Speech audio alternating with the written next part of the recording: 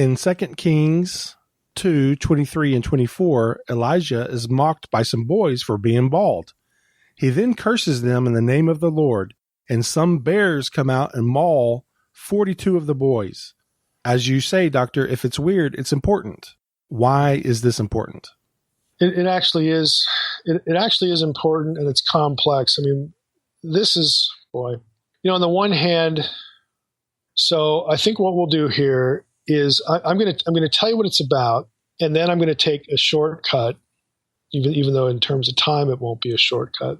But there's a really, really good article on this. And what I say to you as the answer to this is going to sound really strange, but I'm going to read you parts of the article, and I think you'll get the picture of what I'm talking about here. This is a complex issue that actually does have to do with cosmic geography, and even more so, the denial of Elisha's status as the prophet of Yahweh and as a solicitation to Elisha to play the role of an apostate priest. In other words, to join the apostate worship, to join the other gods, to be part of that system instead of part of Yahweh's system, to not be Yahweh's prophet. So this is a theologically significant passage that, again, that answer might sound really strange to you, but it is tied up in this cosmic geographical thinking and cosmic geographical language. Now, the article I'm referring to, or I'll be reading from, is by Joel Burnett, and I can't post this. It's not in the public domain.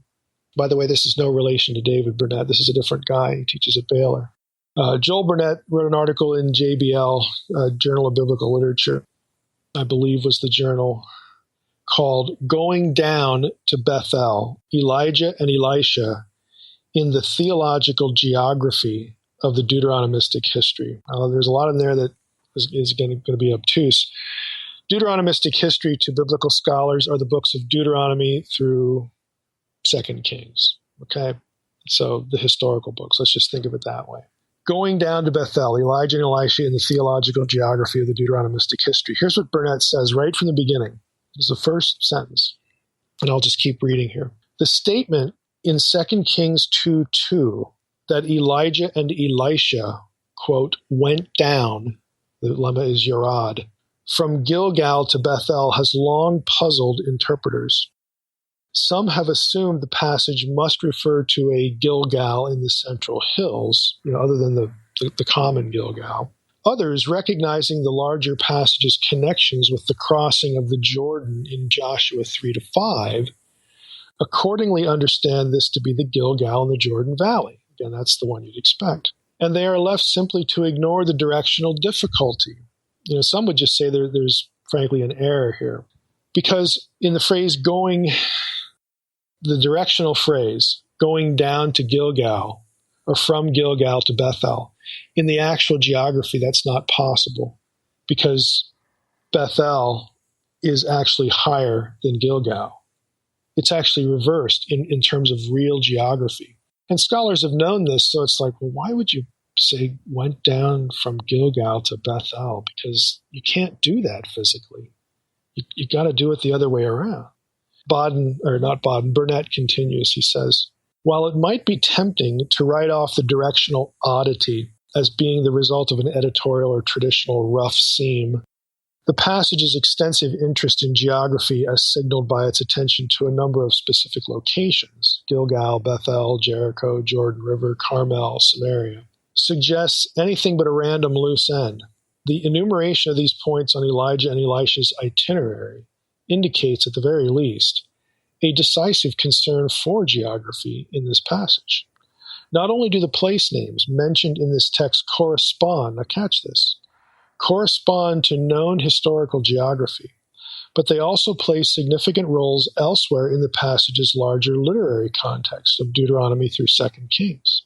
The theological geography of these books, known collectively as the Deuteronomistic history, reserves a special place of scorn for Bethel, which stands in opposition to Jerusalem's unique status upon its founding as the one, quote, place where Yahweh will cause his name to dwell, unquote. The reference to Bethel in 2 Kings 2 therefore invites consideration of any elusive dimensions of this text and the possibility that here as elsewhere in the Deuteronomistic history, geographic and theological interests are joined. There you, again, I'll stop there for a moment. There you get the cosmic geographical thing. There's something in terms of cosmic geography and opposition between Bethel and Jerusalem. And this is going to take us into the conquest narratives, especially with some of these other places named in 2 Kings 2, because this is where the bears passage is found in. Burnett continues, these relevant literary and theological factors call for a re-examination of this apparent dilemma of historical and biblical geography. In view of the strong aversion to Bethel in the larger context of the passage, one might consider whether reference to, quote, going down, unquote, to Bethel might be understood not as topographically correct, but as theological and polemic in nature. As the following discussion will show, a complexity of narrative features in 2 Kings 2 works primarily to validate Elisha as Elijah's successor, but also serves the anti-Bethel polemic. Accordingly, the reference to going down to Bethel in 2 Kings 2:2 is theological in nature.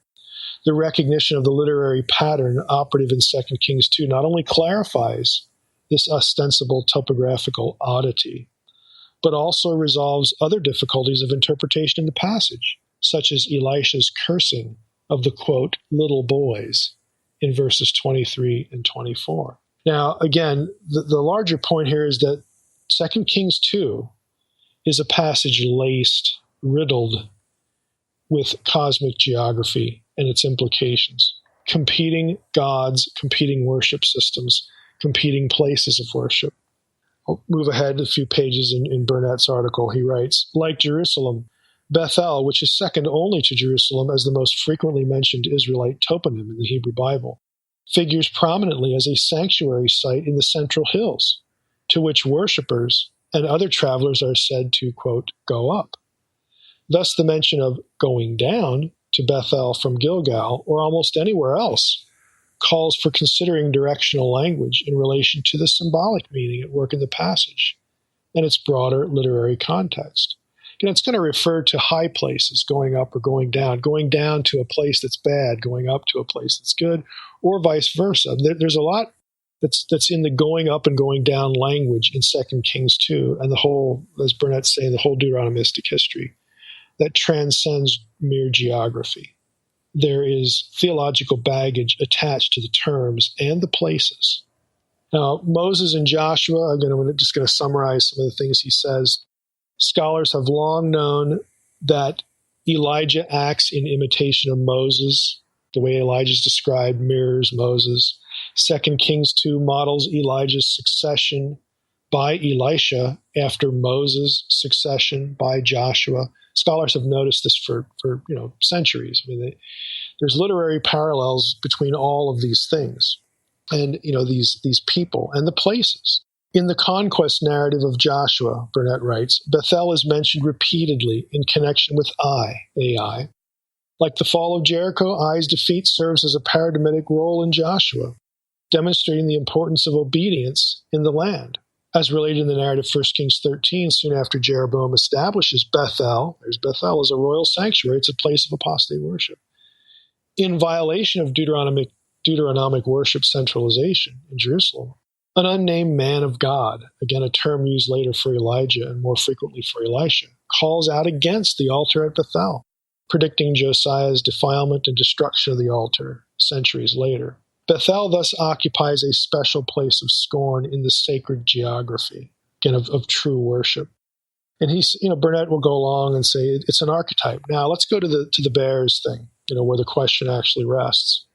The term there that gets translated little boys, Ne'arim Ketonim, literally does mean little boys. They come out of the city, they meet Elisha on the road, so on and so forth.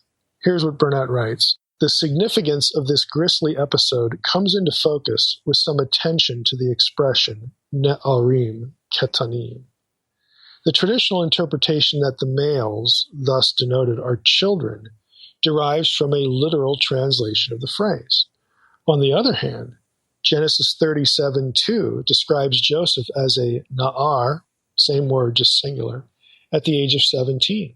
Solomon, at the beginning of his rule, calls himself a Na'ar Keton. Same two lemmas that are in the Bears passage. That's 1 Kings 3:7. Solomon was an adult, but he's called Na'ar Keton.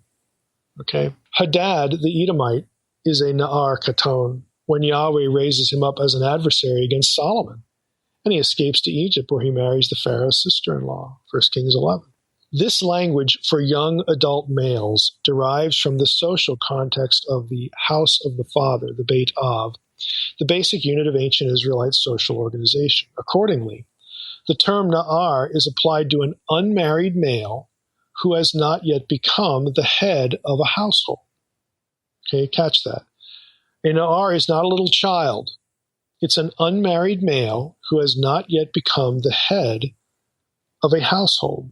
Lawrence Steger, who was an archaeologist at Harvard for many years, provides a biblical example of this language, explaining David, the last born of Jesse, was a Na'ar Keton. He wasn't the smallest of Jesse's 8 sons. He was just the youngest when he fought Goliath. Okay, but he's not a little boy. He's not a toddler, okay? You know, he's not a grade schooler, is the point. Burnett continues, the other term for this group harassing Elisha is Yeladim, in verse 24, which at first glance would also seem to indicate that these lads are children. On the other hand, Yeladim is also used twice in 1 Kings 12 as the sole designation, catch this, for Rehoboam's younger advisors, contemporaries who had grown up with him, verses 8 and 10. In the Deuteronomistic history and elsewhere in the Hebrew Bible, these terms are used to designate young adult males, usually with royal associations. Accordingly, the group of males who confront Elisha in 2 Kings 2:2, far from being little children, are young men of the royal and perhaps priestly establishment at Bethel. Against this group of young men, Elisha pronounces a fatal curse, quote, in the name of Yahweh. The number of them killed, 42, is also the number of the young men of Judean royalty, and with connections to the house of Omri, whom Jehu slaughters later in the narrative, 2 Kings 10. 42 figures regularly in the Hebrew Bible and the ancient Near East as a symbolic number of potential blessing or curse, confirming that the disaster was the result neither of natural coincidence nor the prophet's own caprice, but of divine intent. Specific reasons for Yahweh's assault against the young men of Bethel are reflected in their words to Elisha. In addressing the prophet, they call him Baldi, Kareach in Hebrew, verse 23. Among the various possibilities suggested for the name calling's precise nuance is that it involves a contrast to the description of Elijah as hairy, a contrast that suggests a challenge to Elisha's authority. In any case, the verb kalat, to mock or spurn or make fun of, makes clear that the quote-unquote young men address the prophet with reproach. This statement stands in sharp contrast to Elisha's reception by the sons of the prophets from Jericho, who declare before the prophet, the spirit of Elijah rests on Elisha, and they bow down to the ground before him. Again, there's a lot of things going on here. Now, they say it twice, Baldy, Baldy. Here's what Burnett writes about that. The related dual agency of their destruction, two bears, come out, correspond to the twofold nature of the speech and divine punishment against other groups of young men with royal associations elsewhere in the Hebrew Bible, namely 2 groups of 50 royal soldiers and their captains who gave Elijah the directive to come down, okay, earlier in the book, in First Kings. This links chapters 1 and 2, where we see a doubled command to Elijah, okay, to go up, that creates an inverse correspondence to the twofold demand of the quote-unquote little boys that Elisha go up. Okay.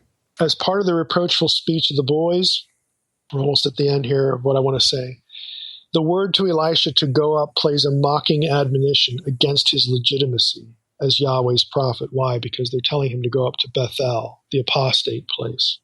Those who find themselves cursed by Yahweh are those who call for the prophet to go up to Bethel, language that elsewhere refers to worship at the sanctuary site. The conquest that Elisha brings is aimed at the northern Israelite ruling house, and its royal sanctuary at Bethel. In other words, when Elisha calls out, these bears and they kill the 42, it's an attack against the royal household of the northern kingdom and its apostate priesthood. And all of that is tied, again, with terminology, with place name geography, and with directional words like go up and come down. Now, again, this is a really complex issue because it has a lot to do with literary analysis.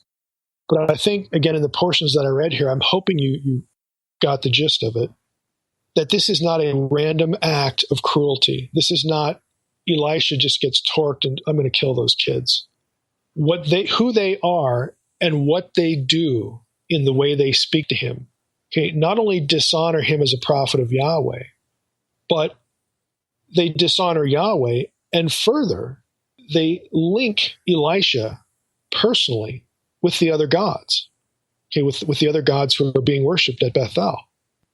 It's a smack in the face to Yahweh worship and Yahweh himself and Yahweh's prophet. And again, the geography is just part of this, of what's going on.